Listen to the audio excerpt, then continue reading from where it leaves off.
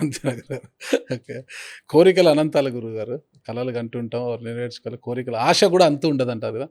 భూలోకం మీద మనిషి జన్మ ఎత్తడమే ఒక మంచి జన్మ అంటారు. అది ఇక్కడ గూడా భోగభాగ్యాలు అనుభవించిన తర్వాత కూడా, నేను చనిపోయినాక గూడా స్వర్గానికే వెళ్ళాలి అనేవారు గూడా చాలామంది మనకు తారసపడుతుంటారు. అంటే ఏంటి ఇక్కడ భోగభాగ్యాలు అనుభవించిన వారు, నేను స్వర్గానికే వెళ్ళాలి అని కోరుకుంటుంటారు గురుగారు. ఎలా సాధ్యమవుతుందంటారు అది? అంటే మనిషికి సహజంగా ఎప్పుడూ కూడానండి సుఖపడాలన్న కోరిక ఉంటుంది. ఓకే. అది మీరు కాదు అని అనలేరు. ఎందుకనంటే మీరు చూడండి, ఓ పూజ ఎందుకు చేస్తారు? ధర్మార్థ కామ మోక్ష చతుర్విధ పురుషార్థ బల సిద్ధ్యర్థం. ఏ మనిషి అయినా, ఏ జీవి అయినా ఏం కోరుకుంటుంది? నేను సంతోషంగా ఉండాలని కోరుకుంటుంది. ఎవరు కూడా ఇవాళ నాకు కాలు విరిగిపోతే బాగుండు, నా చెయ్యి విరిగిపోతే బాగుండు, నాకేదో పెద్ద కష్టం వస్తే బాగుండని ఎవ్వరు అనుకోరు. అందరూ సుఖంగా ఉండాలని కోరుకుంటారు. ఆఖరికి శరీరం పడిపోయాక కూడా జీవుడు సుఖంగా ఉండాలని కోరుకుంటాడు. అందుకని ఇక్కడ ఉన్నంత కాలం సుఖంగా ఉండాలి, శరీరం పడిపోయాక సుఖంగా ఉండాలంటే స్వర్గలోకానికి వెళ్ళాలని కోరుకుంటారు. కోరుకోవడం తప్పు కాదు. కోరుకున్నవాడు ఏది చేస్తే అది వస్తుందో తెలుసుకుని చెయ్యాలి. కరెక్ట్ గురుగారు. అదే చెప్పబోతున్నా. ఇక్కడ సుఖంగా ఉండాలంటే ఏమిటి ఉండాలి? పుణ్యం ఉండాలి. అదే గురుగారు. పడిపోయాక స్వర్గానికి వెళ్ళాలంటే ఏమి ఉండాలి? పుణ్యం ఉండాలి. పుణ్యం అంటే ఏమిటి? నీ గురించి కాకుండా 10 మంది గురించి ఆలోచించడం. త్యాగే నైకే అమృతత్వమానసహు. నేను తినేశానా లేదా కాదు, కనీసం ఒక్కడికైనా పెట్టానా? అందుకొచ్చింది పంచయజ్ఞములు అని, భూతయజ్ఞము అని ఒక యజ్ఞం ఉంటుంది. అందులో యజమాని ఇంకొంచెం అన్నం ఉంది పెట్టేసుకుంటారా అని భార్య అనకూడదు. పెట్టేయి అని యజమాని అనకూడదు. యజమాని, యజమానురాలు, పిల్లలు తిన్న తర్వాత కొద్దిగా అన్నం మిగలాలి. దాన్ని పట్టుకెళ్ళి ఇంటి బయట చెట్టు కింద మట్టిలో కలవకుండా ఏదైనా ఓ పెంకు మీద పెట్టాలి. అనేక బలిభుక్కులు ఉంటాయి, అనేక ప్రాణులు, కుక్కలు ఉంటాయి, పిల్లులు ఉంటాయి, పక్షులు ఉంటాయి. అవి తినాలి. అవి తినాలి కాబట్టి పూర్వం ఏం చేసేవారంటే, చిలకలు తినడానికి ఇంటి ముందు గింజలతో ఒకటి కడితే ఇంటి ముందు చిలకలు వచ్చి వాళ్ళు తింటూ ఉంటాయి. అన్నం తిన్నాక పట్టుకెళ్ళి భూతయజ్ఞం అని కొంత పదార్థం వాటికి వేసేస్తాడు. అంతే తప్ప అంతా తను తినేయకూడదు. అంటే కేవలం తను సుఖపడడం కాదు, నా వలన ఇంకొక ప్రాణి కూడా సుఖపడిందా, 10 మంది సుఖపడుతున్నారా అని ఆలోచించగలగడం, అట్లా బ్రతకడం పుణ్యం. అది భగవంతుడు కోరుకునేది. కరెక్ట్. అది చేశామనుకోండి, ఆయన మనని సుఖంగా ఉండాలనే చూస్తాడు. అది చేయకుండానే సుఖంగా ఉండాలంటే ఎలా? ఐఏఎస్ పాస్ అవ్వకుండా నీ జిల్లా కలెక్టర్ని అవుతానంటే ఎలా? కాబట్టి సుఖంగా ఉండాలంటే పుణ్యం చెయ్యాలి. బిల్ కలెక్టర్ కావాలన్నా కూడా ఏదో ఒక ఎగ్జామ్ పాస్ కావాలి కదా. ఏదైనా ఒక పదవి అలంకరించాలి అంటే దానికి తగ్గ అర్హతని పొందాలి కదా. అర్హత పొందాలంటే ఫస్ట్ భూమి మీద ఎన్నో దాన ధర్మాలు అవన్నీ పక్కన పెట్టేసి, కనీసం వృద్ధాప్యంలో ఉన్న తల్లిదండ్రులను చూడడం కూడా ఈరోజు కష్టమైపోతుంది. వృద్ధాప్యంలో ఉన్న తల్లిదండ్రులను తీసుకెళ్ళి వృద్ధాశ్రమంలో వదిలేస్తున్నారు. పాపం వాళ్ళేమో బిడ్డల మీద బోల్డంత ప్రేమ పెట్టుకొని ఉంటారు. పిల్లలకేమో వాళ్ళు భారం అంటారు, కోడలు వాళ్ళను లేదంటే కొడుకు ఏదో భారంపై తీసుకెళ్ళిపోతారు. వాళ్ళని అక్కడ వేసే తల్లిదండ్రులు ఎవరైనా పట్టించుకోరు. మేము బాగుండాలి, మేము చనిపోయినా కూడా మేము స్వర్గలోకానికి వెళ్ళాలని చాలామంది కోరుకుంటుంటారు గురుగారు. అది కరెక్ట్ అంటారు గురుగారు? మీ ప్రశ్నలోనే ఉంది జవాబు. ఇంకా మళ్ళీ నేను చెప్పేది ఏముంది? నీ కర్తవ్యం ముందు నువ్వు చెయ్యాలి కదా. జన్మనిచ్చిన తల్లిదండ్రుల్ని బాధ పెట్టి స్వర్గలోకం రమ్మంటే ఎట్లా వస్తుందండి? మనం చేయవలసింది మనం చెయ్యాలి. చేస్తే ఈశ్వరుడు సంతోషిస్తాడు. మనం చేయవలసింది చేయకుండా తల్లిని బాధపెట్టి, తండ్రిని బాధపెట్టి, తోబుట్టువుల్ని బాధపెట్టి, వీధిలో ఉన్న వాళ్ళని బాధపెట్టి, దేశంలో ఉన్న వాళ్ళని బాధపెట్టి నేను సుఖంగా ఉండాలంటే ఎట్లా సుఖంగా ఉంటారు చెప్పండి? ఈశ్వరుడు అంగీకరిస్తాడు అది? ఈ ఉరుకుల పరుగుల జీవితంలో చాలామంది బిజీ అయిపోతున్నారు. ఒక స్థాయి వచ్చాలకే తల్లిదండ్రులు వాళ్ళకు బరువు అయిపోతున్నారు కదా.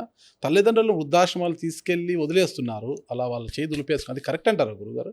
అసలు అది కరెక్ట్ అని నేను కాదు, ఎవరు అనరు. అది ఎలా అంటారు కరెక్ట్ అని? అలాంటి వారికి మీరు ఇచ్చే సందేశం ఏంటి అనేది? అట్లాంటి వాళ్ళకి సందేశం ఏముంటుందండి? ఏదైనా మంచికి సందేశం ఉంటుంది.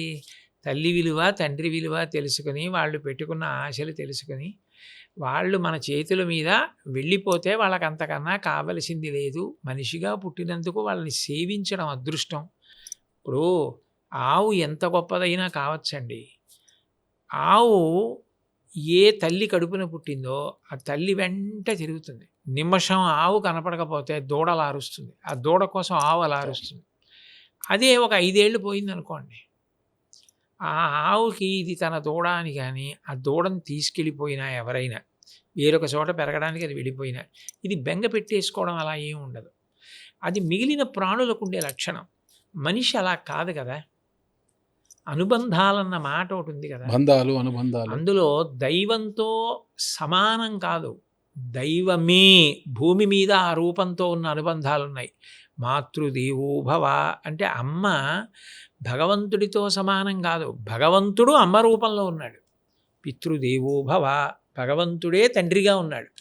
ఆచార్య దేవోభవ భగవంతుడే గురువుగా ఉన్నాడు. అప్పుడు వాళ్ళ సేవ భగవత్ సేవ, అదో గొప్ప అవకాశం కదా. అప్పుడు దాన్ని వదులుకుంటే ఒక కోణంలో ఆలోచిస్తే చాలా అమాయకత్వం, చాలా విలువైనది పోగొట్టుకోవట్లా. ఆ కోణంలో చూసినా సేవించాలి తల్లిదండ్రులని. సేవించకపోతే మరి దోషం కదండి. అది తెలుసుకొని సేవించడం మానవ ధర్మం. లక్ష్మీదేవి సరస్వతి ఈ ఇద్దరు ఒక చోట ఉంటారు. ఇప్పుడు మనం ఎక్కువ చూస్తే పేద ఇళ్లలోనే ఎక్కువ సరస్వతి పుత్రులు ఉంటారు. సరస్వతి పుత్రిక అబ్బా సరస్వతి వంట పట్టింది అమ్మాయికి అబ్బాయికి అంటాడు. సరస్వతి పుత్రులు సరస్వతి పుత్రులు వాళ్ళకు పై చదువులు చదువుకోవడానికి కానీ బాగా చదువుడు కానీ ఆర్థికంగా చాలా ఇబ్బంది పడుతుంటారు. అలాంటి వారు దాతల కోసము ఎదురు చూస్తుంటారు. ఎవరైనా దాతల ముందుకు వస్తే వాళ్ళు మంచి చదువులు చదివి ఉన్నత స్థాయికి వెళ్తుంటారు కూడా. అంటే ఇక్కడ లక్ష్మీదేవి సరస్వతీదేవి ఒకే చోట కొలువు ఉండరు. లక్ష్మీదేవి ఉన్న చోట సరస్వతి కాస్త తక్కువగానే, సరస్వతి కటాక్షం చాలా తక్కువగా ఉంటుందంటారు. అంటే లక్ష్మీదేవి లేని చోట సరస్వతి కటాక్షం ఎక్కువగా ఉంటుందంటారు. ఈ ఇద్దరు ఒక చోట ఉండరా గురుగారు? ఏంటి అంటే ఇది అఘాయిత్యంతో కూడుకున్న అన్వయం చేశారండి ఎవరో. ఎందుకనంటే లోకంలో ఒక ముతక సామెత ఒకటి ఉంటుంది, అత్తా కోడళ్ళు కలిసి ఉంటారు. రెండు కుప్పలు ఒక చోట ఉండవు అంటుంటారు గురుగారు. అట్లా ఏం ఉండదు. అత్తా కోడళ్ళు తల్లి కూతుళ్ళ కన్నా ప్రేమగా కలిసి ఉండేటటువంటి వాళ్ళని నేను ఎంతో మందిని చూసా, ఎన్ని కుటుంబాలు చూసా. కానీ జుట్లు పట్టుకుని కొట్టుకునే వాళ్ళు కూడా ఉన్నారు కదా గురుగారు. వాళ్ళు మారాలని కోరుకుందాం, మంచి మాట్లాడదాం. ఇంటికి వచ్చిన కోడలు మొట్టమొదటి పుట్టింటికి పంపిస్తే అత్తగారిని వదిలి ఉండలేక జ్వరం పెట్టుకుని అత్తగారింటికి వచ్చేసిన కోడళ్ళు నాకు తెలుసు. నేను ప్రవచనాలకి ఇతర ఊళ్ళు వెళ్ళినప్పుడు చూశాను కుటుంబాలు. అత్తారింటి ఆరాలు భరించలేని వారు కూడా ఉన్నారు కదా. అది వేరు. నేను లక్ష్మీ సరస్వతుల విషయం లోకంలో ఏంటంటే అత్తా కోడళ్ళు అంటే కలిసి ఉండరు అన్న విషయాన్నే ఎక్కువ ప్రాముఖ్యత ఇస్తారు. విష్ణుమూర్తి యొక్క భార్య లక్ష్మీదేవి, విష్ణుమూర్తి యొక్క నాభికమలంలో పుట్టినవాడు బ్రహ్మగారు. అందుకని లక్ష్మీనారాయణులకు బ్రహ్మగారు కొడుకు వరస. బ్రహ్మగారి భార్య సరస్వతి కోడలు, లక్ష్మీదేవి అత్తగారు, సరస్వతీదేవి కోడలు. కాబట్టి వాళ్ళిద్దరూ ఓ చోట ఉండరు, వాళ్ళిద్దరికి పడదు అని ఎవరో అఘాయిత్యంగా దాన్ని అన్వయం చేశారు. కానీ మీరు జాగ్రత్తగా పరిశీలిస్తే సరస్వతీ కటాక్షం ఎక్కడుంటుందో లక్ష్మీ కటాక్షం అక్కడ ఉంటుంది. అంతవరకు ఎందుకు? ఒక వ్యక్తి మాట్లాడుతున్నాడు అనుకోండి, ఆయన ఎత్తైన వేదిక మీద కూర్చుంటాడు, మిగిలిన వాళ్ళందరూ కింద కూర్చుంటారు. ఒక ఆయన పాట పాడుతున్నాడు అనుకోండి, ఆయన వేదిక మీద కూర్చుంటాడు, మిగిలిన వాళ్ళు కింద కూర్చుంటారు. సరస్వతీ కటాక్షం ఉన్నవాడికి గొప్ప తృప్తి. ఎందుకనంటే ఆయనకి మంచి విషయాలు ఆలోచిస్తూ జ్ఞాపకం తెచ్చుకుంటూ వాటిలో పొంగిపోతూ ఉంటాడు. లక్ష్మి అంటే ఏమిటి? తృప్తే. తృప్తి లేకపోతే దాన్ని లక్ష్మీదేవి ఉన్నది అని అనరు. మీకు రెండు ఉన్నాయి గురుగారు? లెక్కకు మిక్కిలిగా ఉన్నాయి. సంతోషంగా, పరమ సంతోషంగా ఉన్నాయి. నాకు అందులో అనుమానం ఏం లేదు. ఇప్పుడు సరస్వతీదేవి గారు ఉన్నారు. మీరు ఎక్కడి నుంచో నా కోసం ఎందుకు పరిగెత్తుకొచ్చినట్టు? సరస్వతీదేవి గారు పుష్కలంగా ఉన్నారు గురుగారు. మీకు లక్ష్మీదేవి గారి గురించి అడుగుతున్నారు కదా. నా తృప్తి నాకు లక్ష్మి.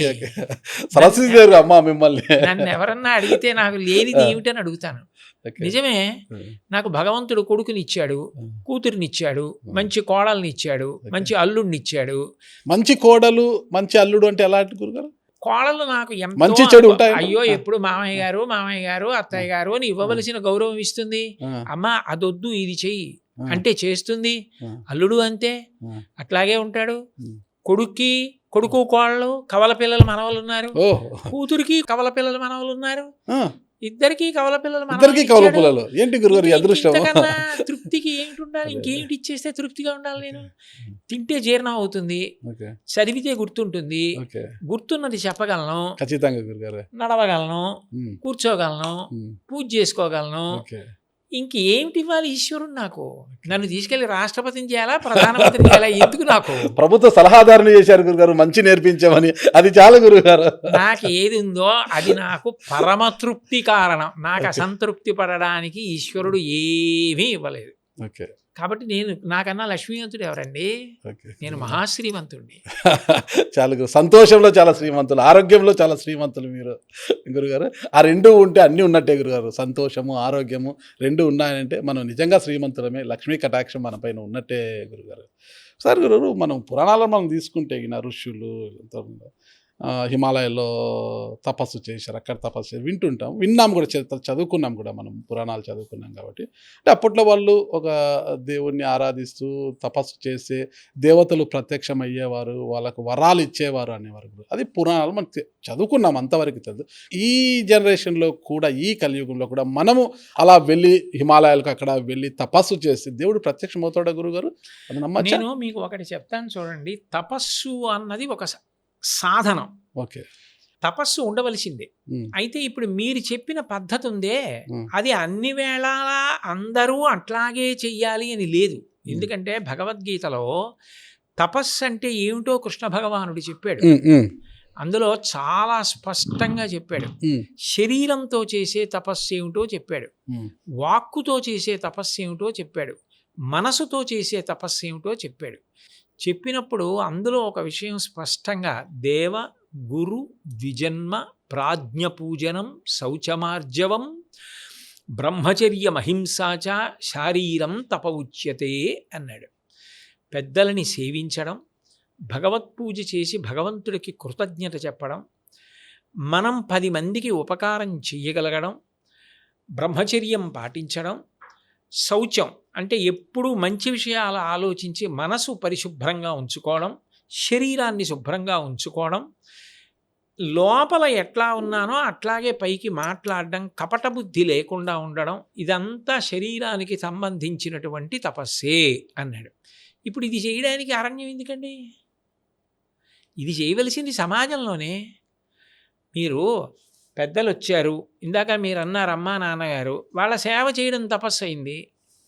అలాగే బ్రహ్మచర్యం, బ్రహ్మచారిగా ఉన్నప్పుడు బ్రహ్మచర్యం, గృహస్థాశ్రమంలో ఉన్నప్పుడు కూడా బ్రహ్మచారిగా ఉండొచ్చు. ఎప్పుడెప్పుడు పత్ని సమాగమమో అప్పుడప్పుడు తప్ప అతికామంతో ప్రవర్తించకుండా ఉండడం కూడా గృహస్థాశ్రమంలో బ్రహ్మచర్యమే. అటువంటి బ్రహ్మచర్యాన్ని పాటించడం, ప్రాజ్ఞపూజనం, మనకి దారి చూపించే పెద్దలని గౌరవించడం, శౌచం, శరీరాన్ని శుభ్రంగా ఉంచుకున్నారనుకోండి, మీరు ప్రభుత్వానికి చాలా పెద్ద ఉపకారం చేసిన వాళ్ళే. ఎలా గురుగారు? మీరు శారీరకంగా శుభ్రంగా లేరనుకోండి, అంటువ్యాధులు వస్తాయా? అంటువ్యాధులో రకరకాల వ్యాధులు వస్తే వైద్యశాలకు వెళ్ళాలా? వైద్యశాలలో మళ్ళీ ఔషధాలు ఇవ్వాలా? మళ్ళీ దానికి బోళ్ళంత వైద్యం చేయాలా? ఈ వైద్యం చేసినప్పుడు వెళ్ళి ఉద్యోగం చేయవలసిన వాడు వెళ్లకుండా నాకు జ్వరం వచ్చిందని నాకు కాపలాగా సేవ చేయడానికి ఇంకోడు కూర్చోవాలా? నేను వెళ్ళడం మానేసి నేను ఇంట్లో కూర్చోవాలా? నేను వెళ్ళనందుకు కార్యాలయంలో పని పాడైపోయిందా?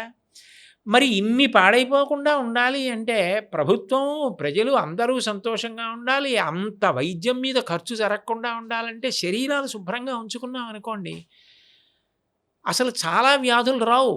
కరోనా వచ్చి వెళ్ళిన తర్వాత అందరినీ చేతులు కడుక్కోండి, కాళ్ళు కడుక్కోండి, శానిటైజర్లు వాడండి, ఇవన్నీ ఒకప్పుడు భారతదేశంలో ఉన్నవే కదా.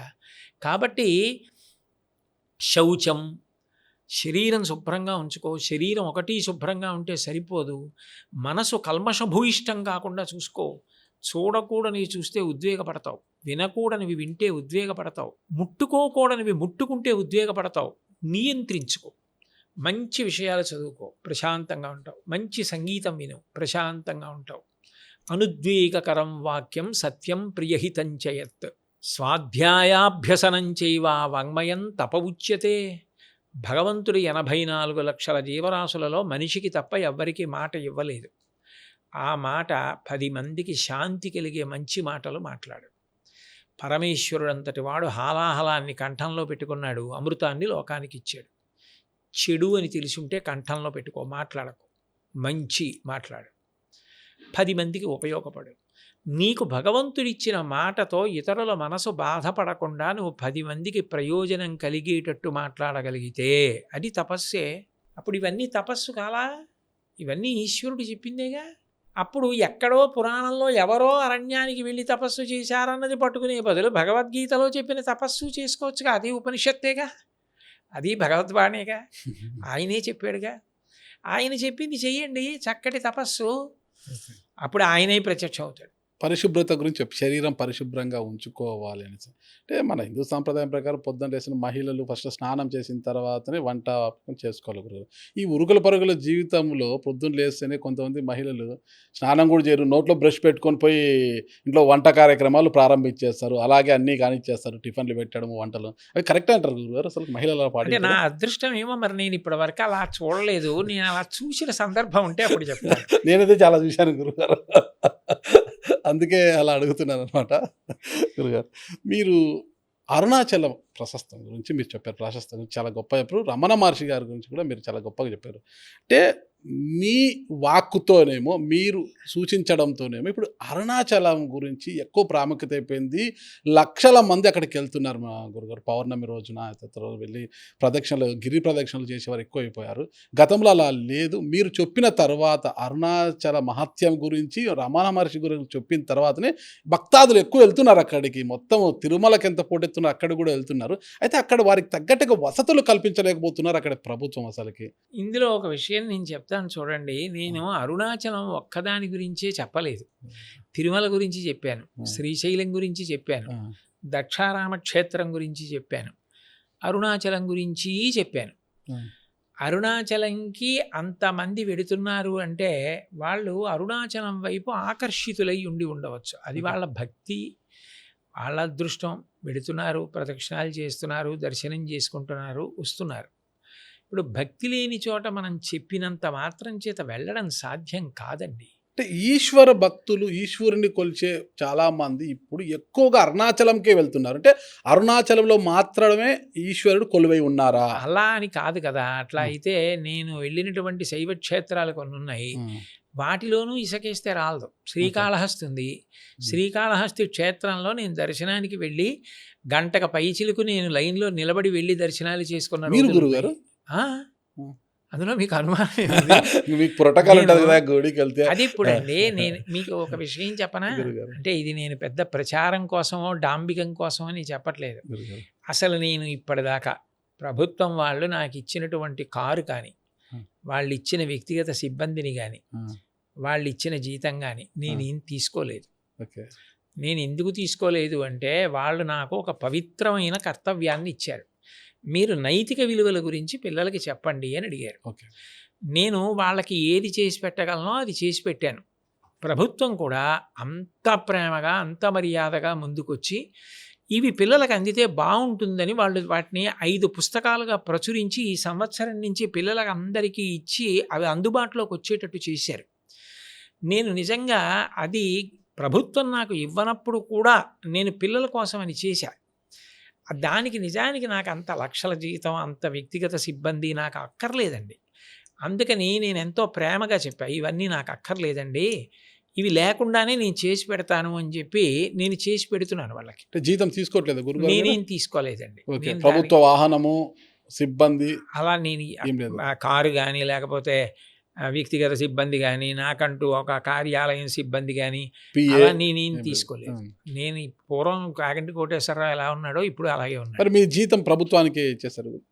అసలు నేను అది తీసుకుంటే కదా మళ్ళీ ఎవరికన్నా అంటే అదే జీతం తీసుకుని ఏదైనా అనాథ శరణాలయం ఎందుకు? అది నేను నాకు ఏది చేస్తే తృప్తో అది నాకు అవసరం.